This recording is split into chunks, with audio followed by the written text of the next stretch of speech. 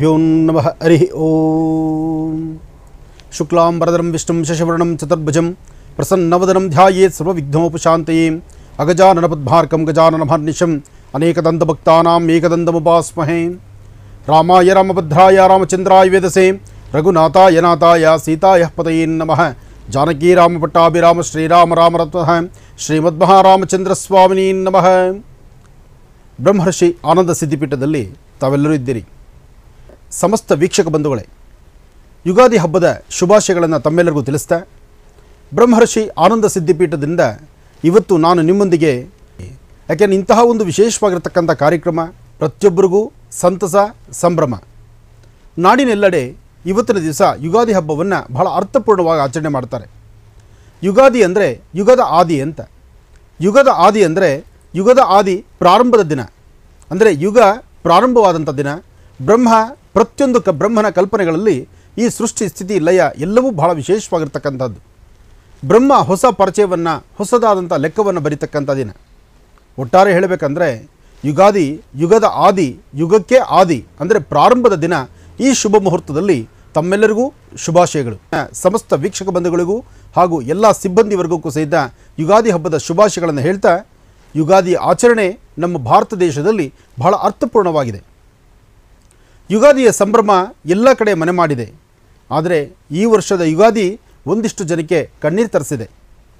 ಆದರೂ ಯುಗಾದಿಗೂ ಹಿಂದೆ ಶುರುವಾದಂತಹ ಈ ಸಮಸ್ಯೆಗಳು ಯುಗಾದಿ ಆದ ನಂತರ ಬರ್ತಕ್ಕಂತಹ ಇನ್ನು ಮುಂಬರ್ತಕ್ಕಂಥ ದಿನಗಳಲ್ಲಿ ಆದಷ್ಟು ಈ ಸಮಸ್ಯೆಗಳಿಗೊಂದು ತಿಲಾಂಜಲಿ ಇಡೋಣ.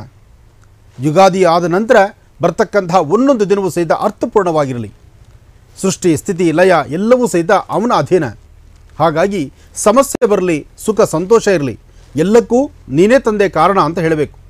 ವೆಂಕಟೇಶೋ ವಾಸುದೇವೋ ಪ್ರದ್ಯುಮ್ನೋ ಅವಿತವಿಕ್ರಮಃ ಸಂಕರ್ಷಣ ಅನಿರುದ್ಧಶ್ಚ ಶೇಷಾದ್ರಿ ಪತಿರೇವಚ. ಗೋವಿಂದ ಗೋವಿಂದ. ಆ ಗೋವಿಂದನ ನಾಮಸ್ಮರಣೆ ಒಂದು ಬಿಟ್ಟರೆ ಮತ್ತೇನು ಗೊತ್ತು ನಮಗೆ. ಅದರಿಂದ ನಾವು ಸಾಧ್ಯವಾದಷ್ಟು ಪ್ರತಿಯೊಬ್ಬರು ಸಹಿತ ಈ ಸೃಷ್ಟಿನಲ್ಲಿ ವಾಸ ಮಾಡ್ತಕ್ಕಂಥ ಪ್ರತಿಯೊಬ್ಬರು ಒಂದು ಅಗೋಚರವಾಗಿರ್ತಕ್ಕಂಥ ಶಕ್ತಿ ಇದೆ ಅಂತ ನಂಬಿರ್ತಕ್ಕಂಥವ್ರು ನಾವು. ಜೊತೆಗೆ ಹೊಸ ವರ್ಷ ಯುಗಾದಿ, ಹೊಸ ವರ್ಷ. ಈ ಹೊಸ ವರ್ಷ ಹೊಸತನ್ನು ತರ್ತಕ್ಕಂಥದ್ದು. ಹೊಸತನ್ನು ತರುವಂತಹ ಈ ಶುಭ ಸಂದರ್ಭದಲ್ಲಿ ನಿಮ್ಮೆಲ್ಲರಿಗೂ ಸಹಿತ ಶ್ರೇಯಸ್ಸುಂಟಾಗಲಿ, ಪ್ರತಿಯೊಬ್ಬರಿಗೂ ಸಹಿತ ಯಶಸ್ಸಿರಲಿ. ಯಶಸ್ಸಿನ ಹಾದಿಯಲ್ಲಿ ನಾವು ನೀವೆಲ್ಲರೂ ಸಹಿತ ಕಳೆಯೋಣ. ಹೀಗೆ ಈ ವರ್ಷದ ಯುಗಾದಿ ಹಬ್ಬ ಒಂದಷ್ಟು ಜನಕ್ಕೆ ಸಂತಸ ಸಂಭ್ರಮ ಇದೆ, ಮತ್ತಷ್ಟು ಜನಕ್ಕೆ ಕಣ್ಣೀರು ಹಾಕಿಸ್ತಾ ಇದೆ. ಏನೇ ಆದರೂ ಪ್ರತಿಯೊಬ್ಬರು ಸಹಿತ ಸೃಷ್ಟಿಯಲ್ಲಿ ಅಧಿದೇವತೆಯಾದಂಥ ವನದುರ್ಗೆಯನ್ನು, ಮಹಾಲಕ್ಷ್ಮೀನಾರಾಯಣನ, ಲಕ್ಷ್ಮೀ ವೆಂಕಟೇಶ್ವರನ, ಸಾಂಬ ಸದಾಶಿವನ್ನ ಎಲ್ಲರೂ ಪ್ರಾರ್ಥನೆ ಮಾಡಬೇಕು. ಆ ಪ್ರಾರ್ಥನೆಯಿಂದ ಮಾತ್ರ ಸಾಧ್ಯ ಪ್ರತಿಯೊಬ್ಬರು ಸಹಿತ ಈ ಸೃಷ್ಟಿನಲ್ಲಿ ಸುಖ ಸಂತೋಷ ನೆಮ್ಮದಿಯಿಂದ ಇರತಕ್ಕಂಥದ್ದು. ಈಗಾಗಲೇ ಬಿಸಿಲಿನ ಧಗೆ ಸಾಕಷ್ಟು ಇದೆ. ಈ ಬಿಸಿಲಿನ ಧಗೆ ಜಾಸ್ತಿ ಆದ್ದರಿಂದ ಈ ಪ್ರಕೃತಿ ಮಾತೆ ಸಹಿತ ಎಲ್ಲೋ ಒಂದು ಕಡೆ ಮುನಿದಿದ್ದಾಳೇನೋ, ಮುನಿಸು ತೋರಿಸ್ತಿದ್ದಾಳೇನೋ ಎಂಬಂಥ ರೀತಿ ಪ್ರತಿಯೊಬ್ಬರಿಗೂ ಸಹಿತ ಭಾಸವಾಗ್ತಾ ಇದೆ. ಆದರೂ ಈ ಸೃಷ್ಟಿ ಸ್ಥಿತಿ ಲಯ ಎಲ್ಲವೂ ಅವನ ಅಧೀನವೇ. ಹಾಗಾಗಿ ಪ್ರತಿಯೊಬ್ಬರು ಸಹಿತ ಪ್ರಾರ್ಥನೆ ಸಲ್ಲಿಸಬೇಕು. ಆ ಪ್ರಾರ್ಥನೆಯಿಂದ ಮಾತ್ರ ಸಾಧ್ಯ ಈ ವರ್ಷದ ವಿಶೇಷವಾಗಿರ್ತಕ್ಕಂಥ ಶುಭ ಸನ್ನಿವೇಶ. ಸಂವತ್ಸರದಲ್ಲಿ ಸಮಸ್ತರಿಗೂ ಸಕಲರಿಗೂ ಸಹಿತ ಸನ್ಮಂಗಳ ಉಂಟಾಗಬೇಕು. ಜೊತೆಗೆ ಭಗವಂತನ ಪ್ರಾರ್ಥನೆ ಬೇಕು. ಎಲ್ಲೆಲ್ಲೂ ಸಹಿತ ಅಲ್ಲೋಲ ಕಲ್ಲೋಲವಾಗ್ಬಿಟ್ಟಿದೆ. ಏನೇ ಆದರೂ ಭಗವಂತ ಕಣ್ ತೆಗೆದು ನೋಡಿದ್ರೆ ಯಾವುದೂ ಅಸಾಧ್ಯವಲ್ಲ. ಆದರೆ ನಂಬಬೇಕು. ಆ ನಂಬಿಕೆ ಇದೆಯಲ್ಲ, ಅದು ಬಹಳ ಮುಖ್ಯವಾಗಿರ್ತಕ್ಕಂಥದ್ದು. ನಂಬಿದ್ರೆ ಯಾವತ್ತೂ ಕೈ ಬಿಡೋದಿಲ್ಲ ಭಗವಂತ. ಅದರಿಂದ ಸೃಷ್ಟಿ ಸ್ಥಿತಿ ಲಯ ಪ್ರತಿಯೊಬ್ಬರು ಸಹಿತ ಅವನ ಅಧೀನದಲ್ಲಿ ನಾವಿದ್ದೇವೆ.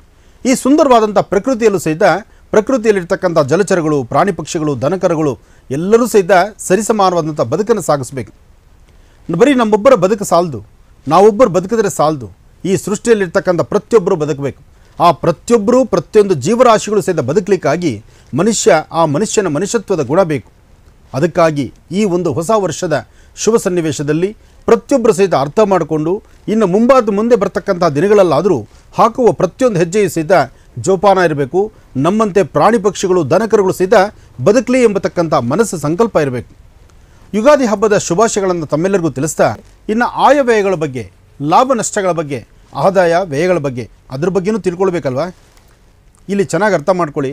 ನಿಮ್ಮ ಲಾಭ ನಷ್ಟ, ನಿಮ್ಮ ಸಂಪಾದನೆ ಎಷ್ಟು, ನಿಮ್ಮ ಸುಖ ದುಃಖ ಏನು, ನಿಮ್ಮ ಕಷ್ಟ ಕಾರ್ಪಣ್ಯಗಳೇನು ಎಂಬತಕ್ಕಂಥದ್ದನ್ನು ಈ ಭಾಗದಲ್ಲೇ ತಿಳ್ಕೊಳ್ಳುವಂಥದ್ದು. ಹಾಗಾಗಿ ಇವತ್ತು ಬಹಳ ಅದೃಷ್ಟವೇ ಸರಿ. ಹೊಸ ವರ್ಷ, ಹೊಸತನ, ಎಲ್ಲೆಲ್ಲೂ ಸಹಿತ ಹಚ್ಚ ಹಸಿರು. ಈ ಹಚ್ಚ ಹಸಿರಿರ್ತಕ್ಕಂಥ ಈ ಶುಭ ದಿನ, ಯಾಕೆಂದರೆ ವಸಂತ ಕಾಲ, ವಸಂತಕಾಲ, ಹೊಸ ಚಿಗುರನ್ನು ನೋಡ್ತಕ್ಕಂಥದ್ದು.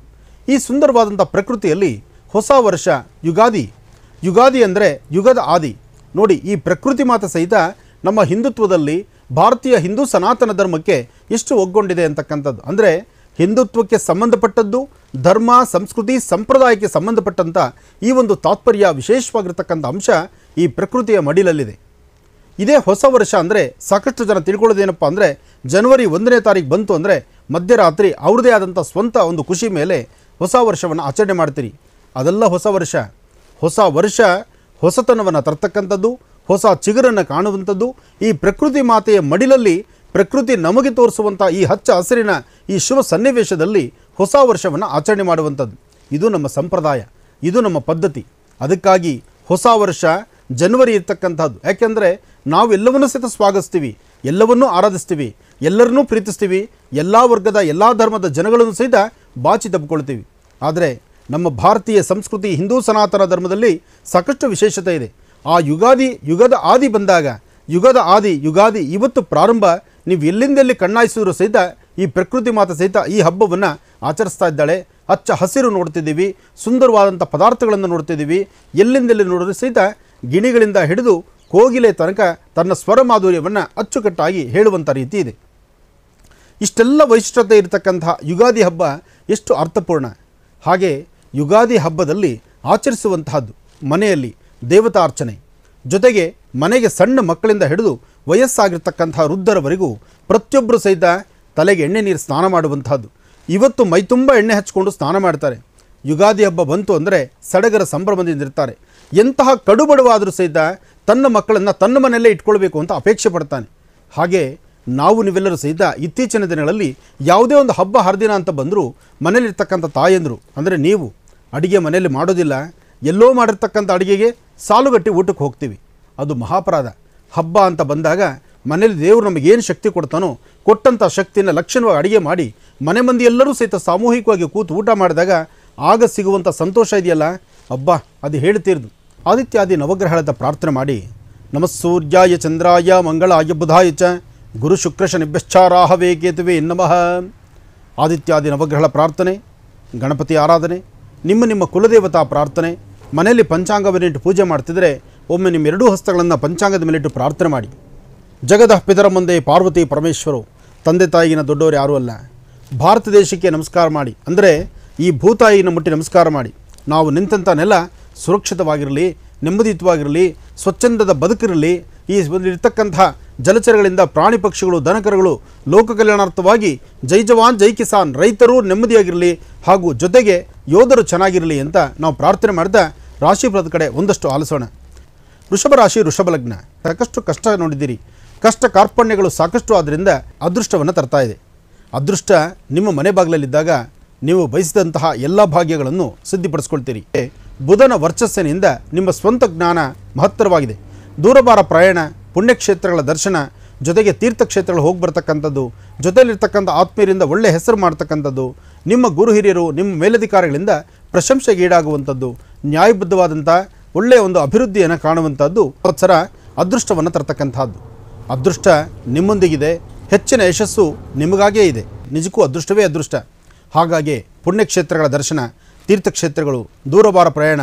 ಆದರೆ ವಿದೇಶಿ ಪ್ರಯಾಣ ಮಾತ್ರ ಎಷ್ಟು ಮಾತ್ರ ಬೇಕು ಬೇಡ ಎಂಬತಕ್ಕಂಥದ್ದನ್ನು ನೀವು ತೀರ್ಮಾನ ಮಾಡಿ.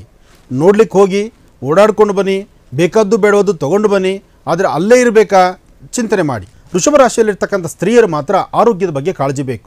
ಅಭಿವೃದ್ಧಿಯನ್ನು ಕಾಣ್ತೀರಿ. ಆದರೆ ಎಚ್ಚರಿಕೆಯಿಂದಿರಿ, ಯಾರೊಬ್ಬರು ನಂಬೋದು ಬೇಡ.